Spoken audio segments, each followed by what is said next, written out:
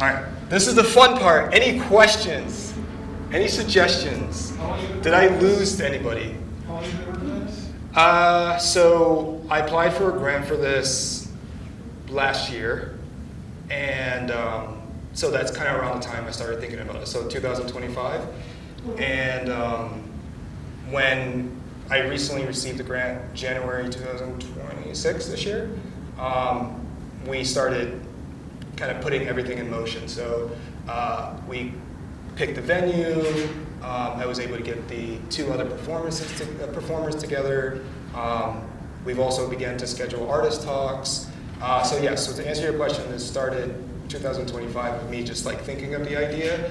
But again, it wouldn't really be an idea if I didn't have the funding to do it. So I honestly, I thought about it, but then I kind of shelved it. And when I applied for funding, I was thinking I wasn't going to get the funding. But I'm glad I got the funding because now I can do the project. Yeah. Yeah. Yes, Tony. I still, I think I got lost a little bit. Yes. But, and I love the way that, the idea of the camera being involved in the, in the dance or performance. Yep. I just still have an idea that they're 2 separate things, Mm-hmm. And that the performance can't be I don't see the connection between the performance and what I think of as the documentation. So I think of it as just I look at it and I see well, this is editing a performance. It's recording and editing a performance and not really, putting them together in a way. I don't know if that's a question or just a perspective. Yeah, no, that makes a lot of sense. I kind of wrestled with that too, because on the one hand, they are separate in the sense that one is happening and the other one has happened, and now it's because of editing, it seems like it's real in a sense.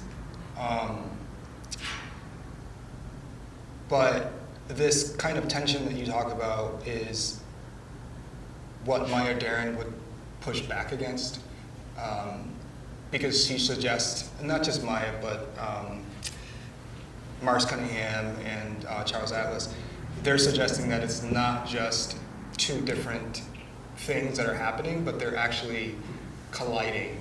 They're synergistic. One is informing the other.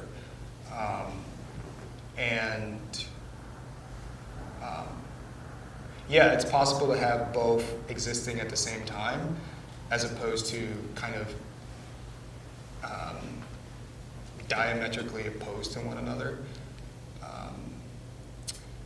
That's a really interesting thought and a good question. I think for me, it's both, right? They're both existing at the same time, and I'm thinking about it more in the lines of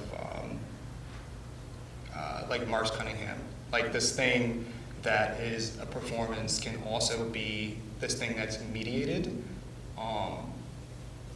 punctuated by the fact that the camera isn't just capturing it like traditionally, where it would just be locked off and it's hey, this performance is happening over there and we're over here, and then yes, we're going to edit this later.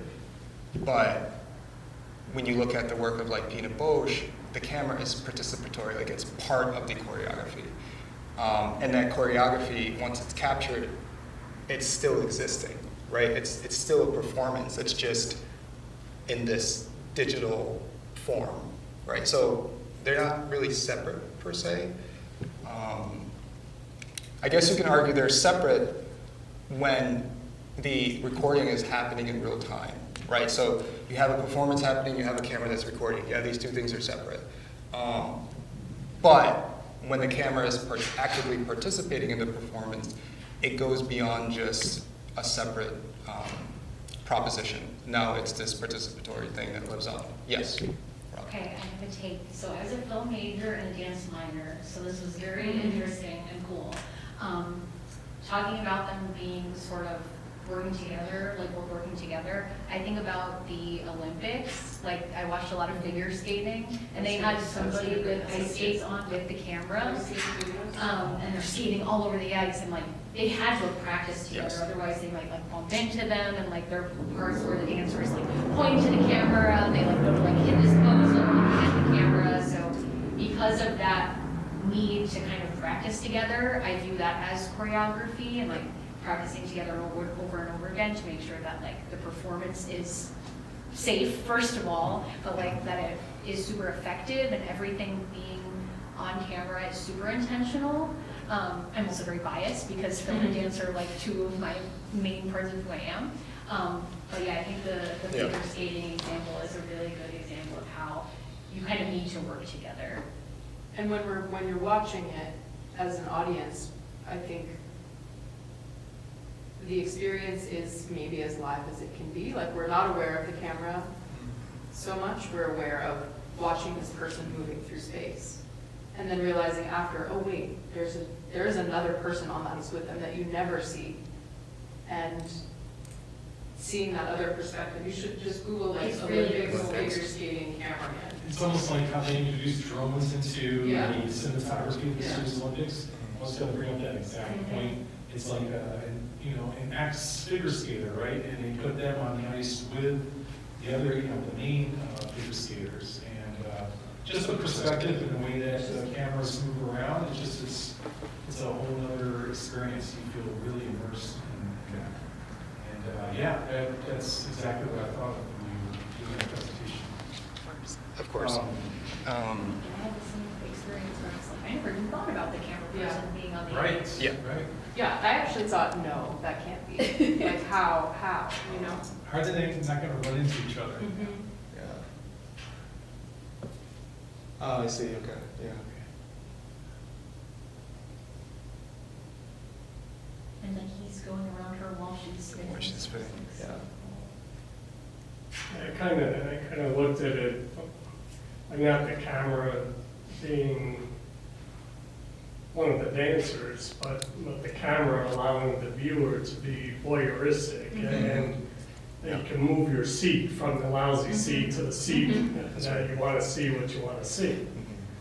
And like symphonies, if you have a camera broadcast of a symphony, it's pretty boring because first behind the sheet music stands and you can't see anything. So why don't they spice that up and make it real? Let them see their fingers moving, see their expressions on their face, so that you get to see things that you want to see, but you're blocked by the traditional static camera view. And it's like baseball. It's thrilling to see a camera on the umpire's helmet and see what a 100-mile-an-hour fastball is like coming in at you. Same with the race cars. The races now, they have Indy cars, and you can be in a car with the person. So it's more experiential. Certainly you can play to the camera, I guess, in certain circumstances. But a skier being followed by a drone down a giant slalom course is not going to be playing to the drone. They're going to be focusing on what they're doing. But that kind of camera work lets you experience it rather than just static cameras at different points along the route. Being a fly on the wall. Yeah, I agree.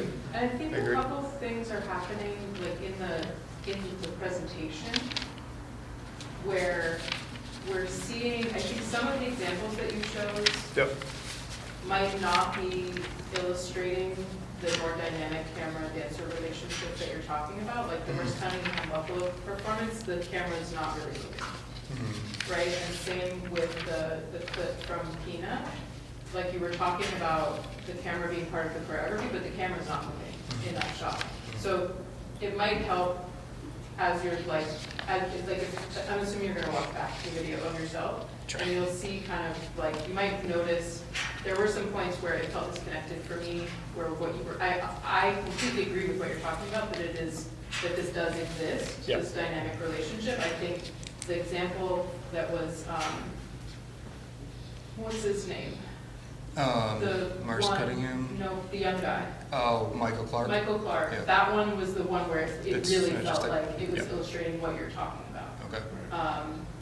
And I think it's also a really difficult point in your process for your project where like 99% of what we saw was other people's work and then that was tiny description Yeah. of your project. And I think I can picture what you're describing, but I think there's a lot more going on in your project than what we were able to take away. So maybe spending more time illuminating that and even having drawings or just something that we can see that's like helping us to understand what's actually going to happen. Because that first part makes sense. Like I understand that there's going to be a dancer and a videographer, Yep. and then there's going to be an intermission. During the intermission, that video is going to get Edited, edited by you or by the videographer? By the videographer. Okay. And then when Act 2 happens, the dancer comes back and you said that the videographer chooses the mediated version. What does that mean? Is he then filming what's on the screen? No. So he is. It's like a living room setting, Okay. a set, and he originally he's performing the performance from Act 1, but then in Act 2 he realizes he can't fully remember her, so he sits down and he plays the footage back. So Okay. that edited footage gets played back in real time. But off to the side, the ballerina shows up again. Okay. So And she's- but he's still watching the video? Yes, so he still Gotcha. chooses her mediated version instead of the I understand.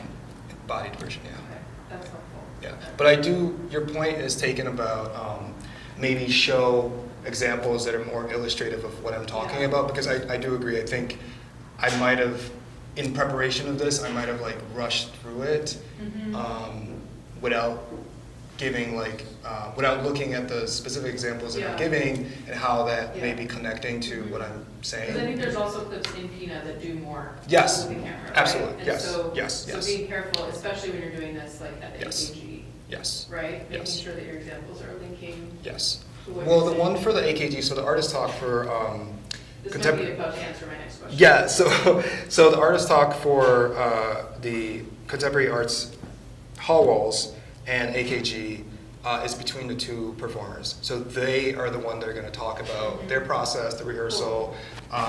Clayton, for example, the videographer, is going to talk about like maybe some of the challenges he might encounter and like especially when it comes to editing, stuff like that.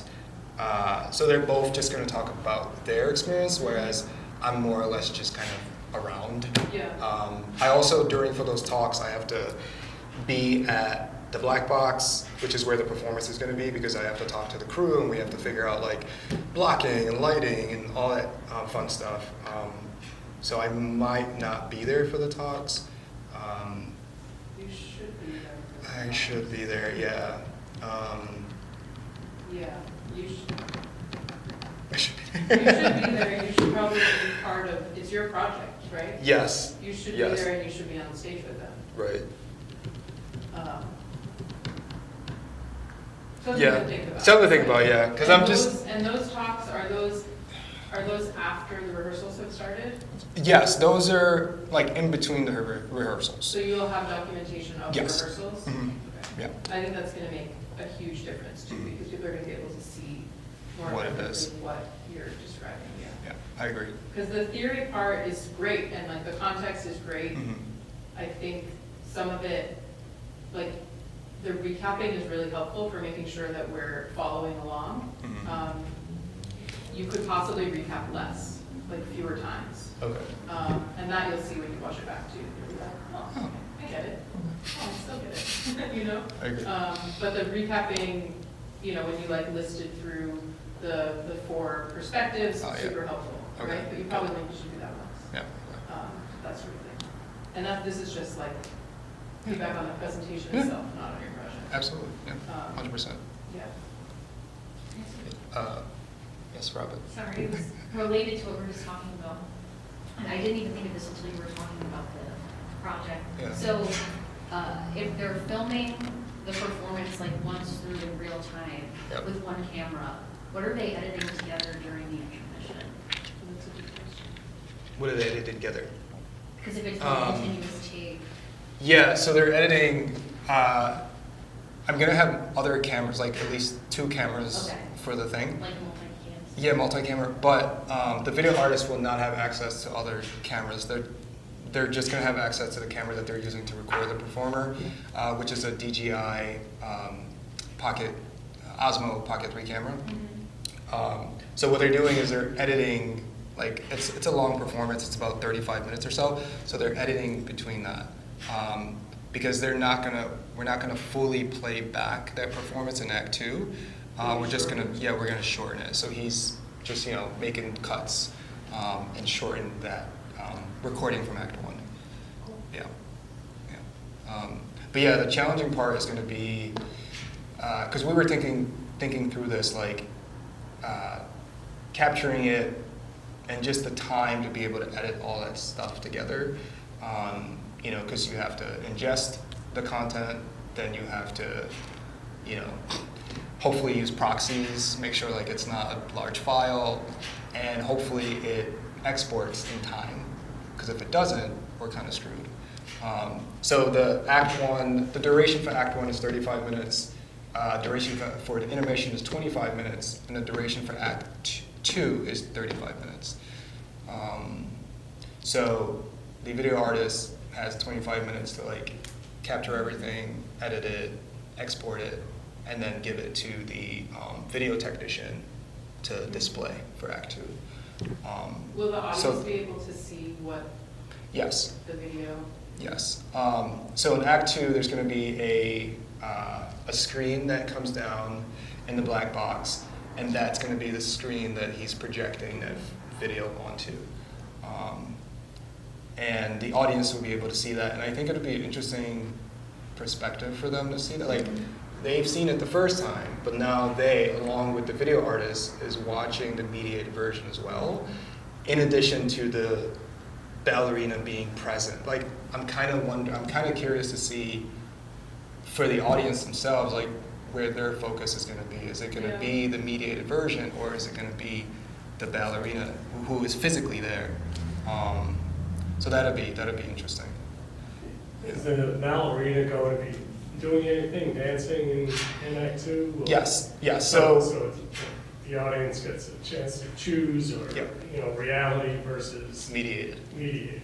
Yeah. So, and specifically, the ballerina is not re-performing the performance from Act 1. So she's doing a totally different choreography for Act 2.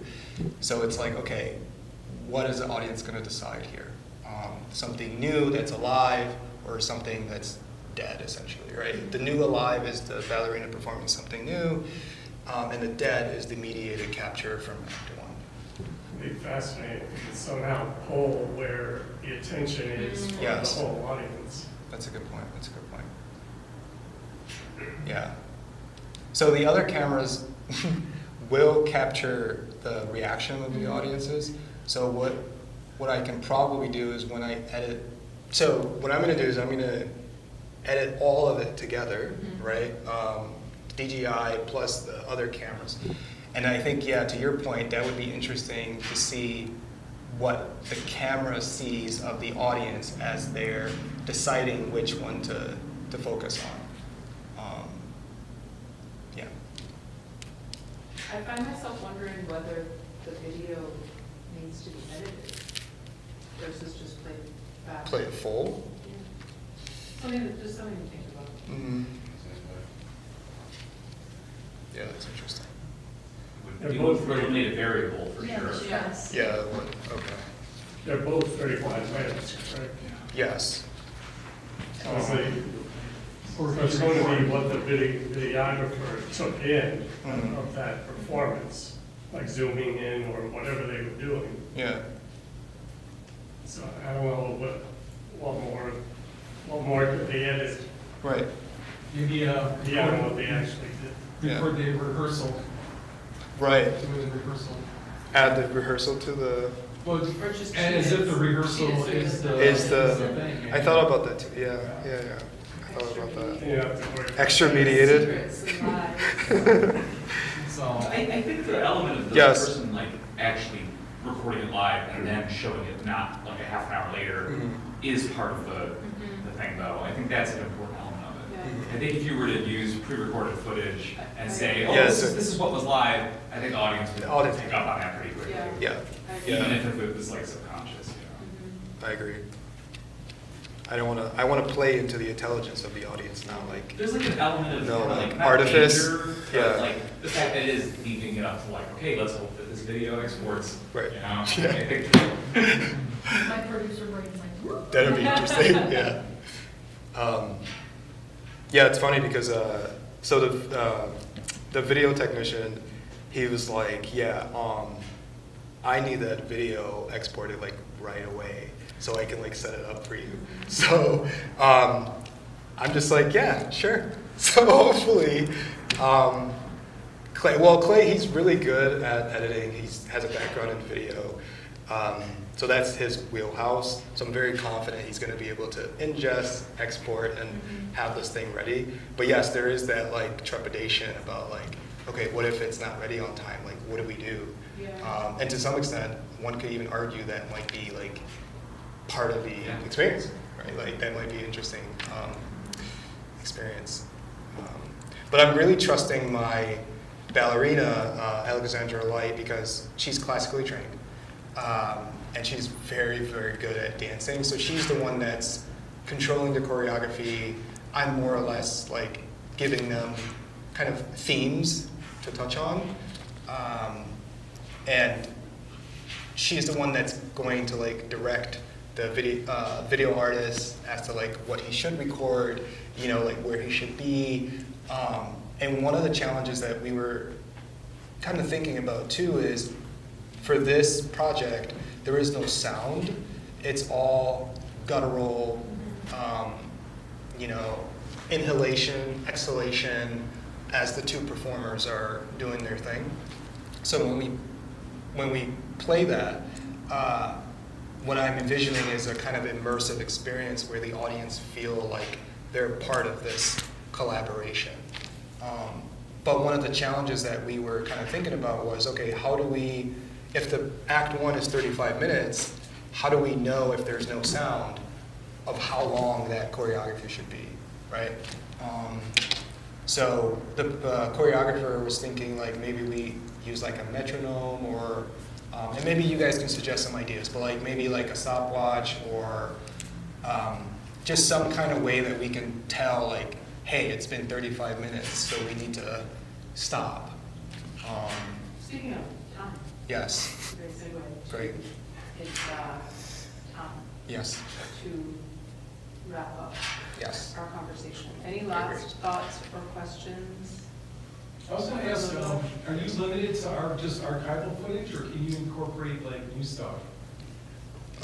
What do you mean? It'd be cool to see some like modern takes on, you know, camera and choreography. In the Some movies. presentation, you mean? Yeah, in the presentation, like Black Swan comes to mind. Okay. You know, where there's a lot of like, you know, movement with cameras. Mhm. It'd be cool to see, like, it's nice to see the archival stuff, but seeing how things have moved on and progressed through time, I thought would be kind of cool. Yeah, I I agree. didn't know if you were just limited because you had to use archival footage only, or. No, I didn't. Actually, that example with the ice, that was a really good example. But I think I was just trying to show that like the past and then a little bit of the present, but I didn't find a lot of examples of that. But that's why these talks are important, because Robin gave a very good suggestion. So yes, I think next time I will think about adding like more contemporary examples. Cool. Thank you, guys.